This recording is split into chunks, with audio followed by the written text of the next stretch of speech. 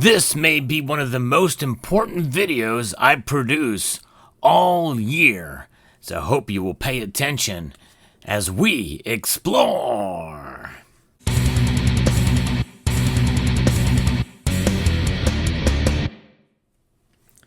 What I'm going to give you is a very valuable lesson on economics in terms of what really is inflation. It's a word that's been bantered about a lot, and understandably so, but people conflate it with price increases. In reality, price increases come as a result of inflation. But there are a number of different things that can contribute to price increases. We're going to go through a history lesson here by a piece from Daniel Kowalski. We're also going to discuss my thoughts on this as well. The Mises Institute is who this gentleman is associated, and they really do lay it out on a line because I think it's so important to understand, especially if you are stacking gold and silver. Yes, indeed. And by the way, gold and silver indeed are money and have been money for thousands of years, long before the formation of this nation or any think tank out there. So next time you are in the market to purchase precious metals, sound money to separate yourself from inflation, because gold and silver really are the cure to that. We're going to discuss that as well too in this video. Check out my friends at summitmetals.com. They have some of the lowest prices in the industry and great customer service. Summit Metals, elevate your wealth. We saw what happened back in 2020 when state governments forced many businesses to close their doors. At first it was a temporary measure, then we saw what happened, and it created a drop in productivity in goods and services, while the newly found free time and money from the Treasury resulted in an increased demand for the limited amount of stock available during the pandemic. So inflation shot up, causing a rise in prices. The response of that is not the sole cause of our recent spike in inflation, although it did unmask it to the public as a serious issue for the first time in decades. In fact, I remember on this channel talking about it. Remember getting that $1,200 check and thinking that's going to be the most expensive free check that we've ever received. And indeed, that borne out to be the case. I put it towards gold. No question about that. I knew right then and there I had to do something immediately to protect myself. Now, obviously, many people did not have that luxury to be able to do that. But this is exactly a result of what's happening here. Forced shutdown, and then we see what we're discovering right now and anticipating more to come. Is a symptom of a larger disease in which government sucks up limited resources while printing money from thin air to cover its deficits. In fact, they're not even just printing it. In fact, that's the least of the problems. They're just creating it out of thin air, digitizing it. And they do it to cover deficits, although in reality it masks them to a degree, because every time you raise the debt limit, you are indeed creating deficits, more spending than what you're taking in. That's what deficits are. That is the contributor to the debt. And then we see that drive up prices through inflation.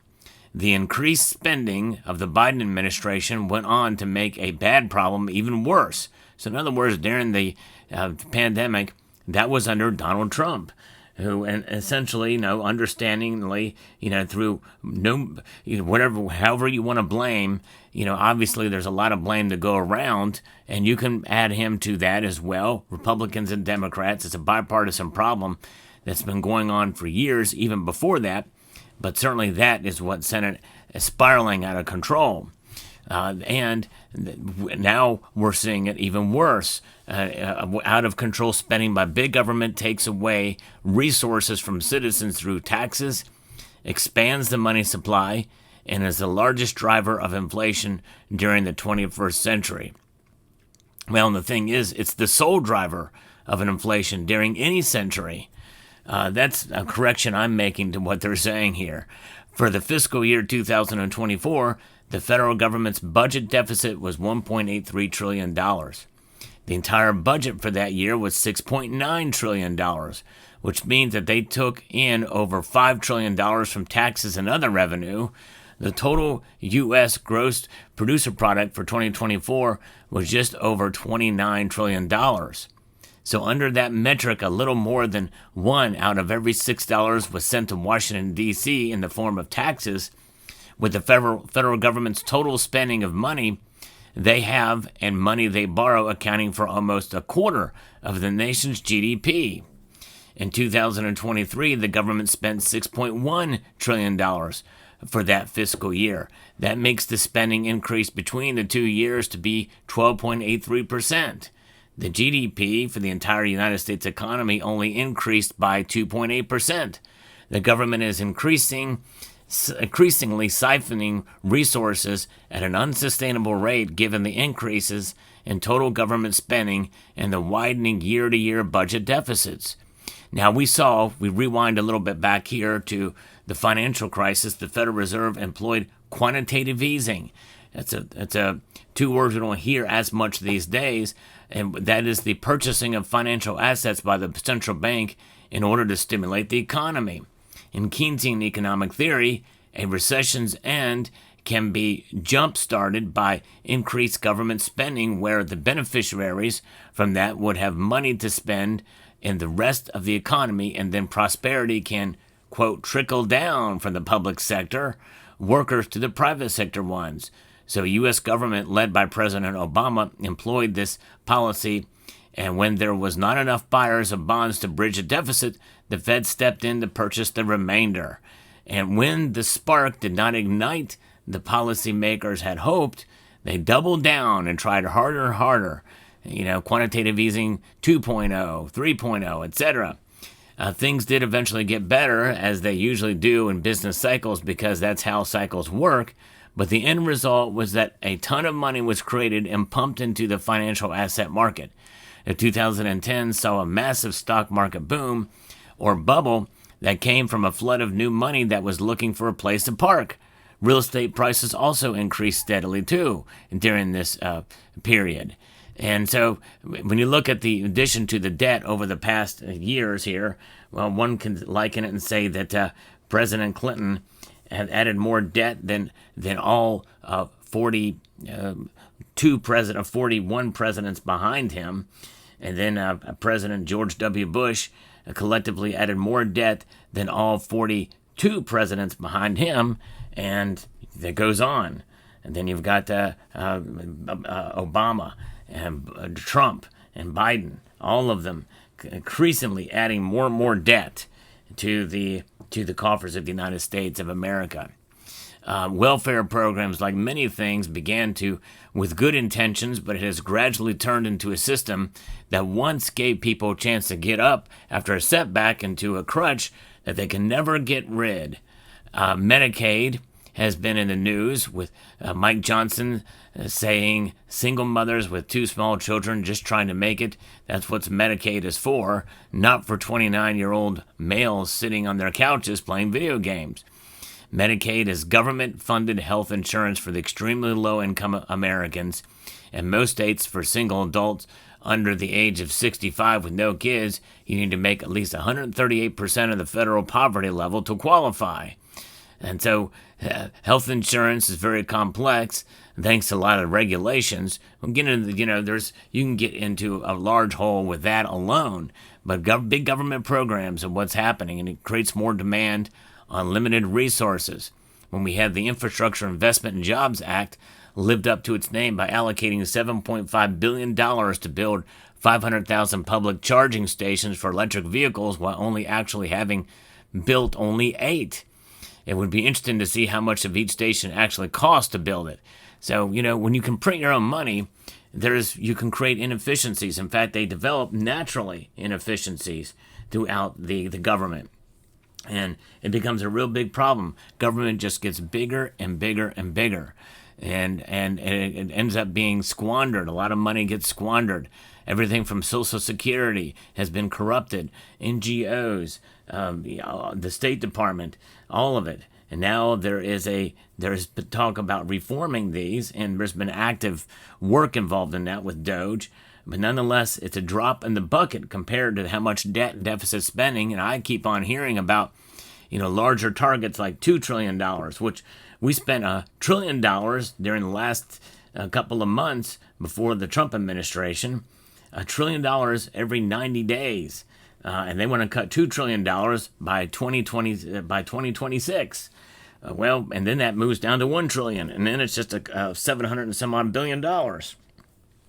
So it's a very difficult thing to do. But what contributes to inflation? Inflation is caused by two things. Government spending is the beginning of it. That's the impetus. That's where it starts. And then, in order to pay for that spending, the Federal Reserve must issue these notes, Federal Reserve notes, from the Federal Reserve Act of 1913. And they create these dollars. And then they're sent as an order to the Bureau of Engraving and Printing to print these notes and or to have them just digitized and inserted into the economy. That, in a sense, is what propped up the stock market and the like. And so there's really nothing backing it. So they can and will be wasted. There's not enough tax dollars that can be gathered in order to keep up with the spending that they're doing.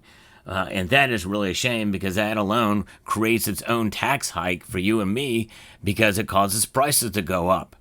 And when you inflate the money supply, and that's really where the word comes from, it's inflating the supply of money. You create more of something, it becomes less valuable.